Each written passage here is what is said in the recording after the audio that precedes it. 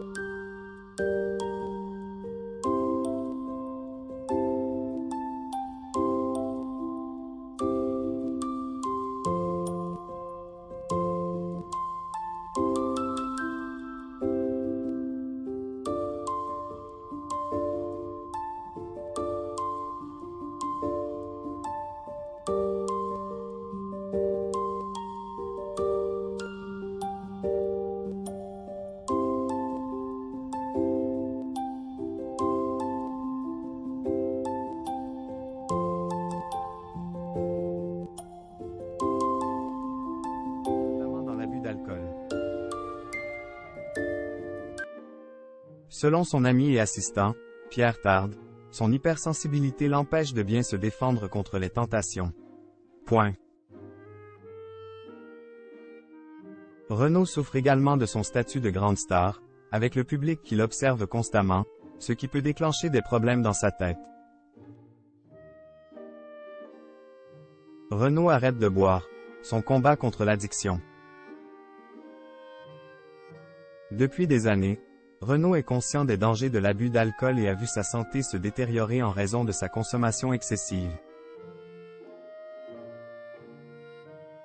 Toutefois, il a réussi à surmonter cette addiction et a annoncé fièrement être sobre en 2022. Il considère les bistrots comme un endroit convivial de rencontre et de partage où l'on refait le monde. Depuis 1 an et demi, il n'a plus touché une goutte d'alcool et en est particulièrement satisfait.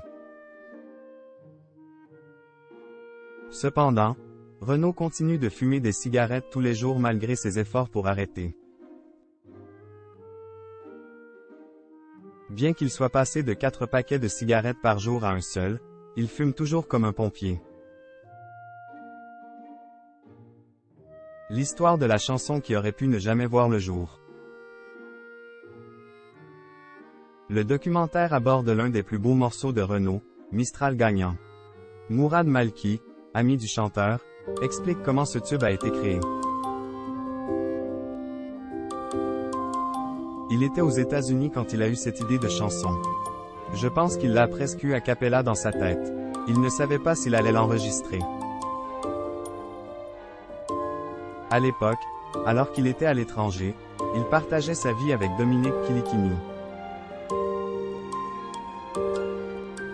Renaud a partagé cette nouvelle chanson avec Dominique par téléphone.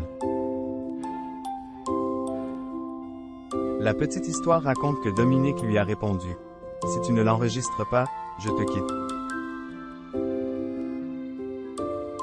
Cela a eu un effet radical et finalement cette chanson, qui aurait peut-être dû être abandonnée ou être la face B, est devenue le titre de l'album et la référence absolue pour Renaud. Nous pouvons tous aujourd'hui remercier Dominique Kilikini, qui a tout de suite compris que le public serait au rendez-vous pour écouter cette superbe chanson de Renaud.